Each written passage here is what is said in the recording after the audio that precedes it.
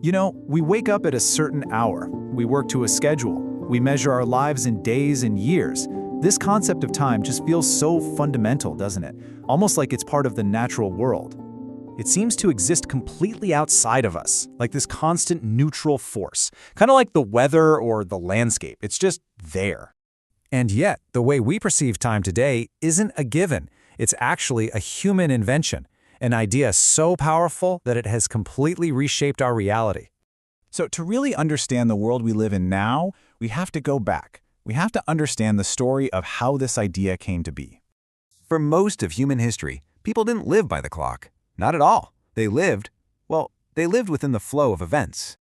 Their lives were guided by a natural, cyclical rhythm. You know, the sun rose, and that signaled the day's beginning. Animals moved across the plains, and that guided the hunt. And the seasons turned, bringing the harvest or the frost. Time was an experience that came back around, not some resource that could run out. In this world, time wasn't a commodity. You couldn't own it, or save it, or squander it. It was simply the medium in which life unfolded. But this all began to change as societies got more complex. Agriculture, for instance, required planning. But the real transformation, that began when we learned not just to anticipate time, but to actually measure it. Ancient civilizations started to, dissect the day. The Egyptians used moving shadows. The Babylonians divided the sky into degrees, which is what gave us the architecture of the hour. That unbroken flow of experience was captured and portioned into units for the first time. And with that simple act, time became external. It was no longer a state to be in, but an object, something to be observed and accounted for. Now, this new concept of time found its ultimate expression not in a field or a temple, but in the workshops of the Industrial Revolution.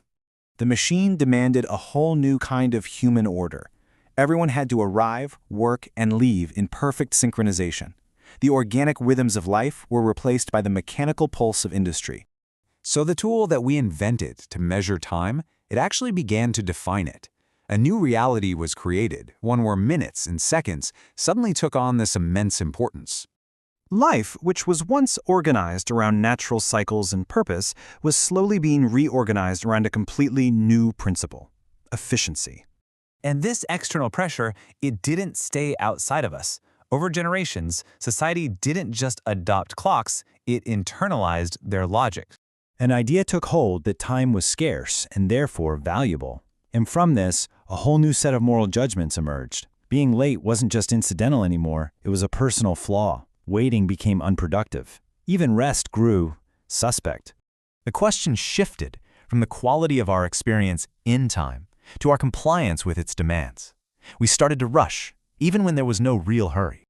Now, philosophers like Henri Bergson argued that our inner lived time, it stretches and contracts in ways a clock can never capture. But society had made its choice. Measured time was practical, predictable, and controllable. It won. And so we now live inside the world that this idea has built. Treating time as something separate from the flow of life, something to be managed and optimized, that wasn't some inevitable truth we uncovered. It was a decision. And once we see it as a decision, we realize we have a choice too. An idea that was built can be re-examined. So maybe the goal then isn't just to become more efficient at saving time. Maybe the most profound thing we can do is allow ourselves to simply experience it again. Every idea that shapes our world has a history, and understanding it can change how we see our present. This was the story of time.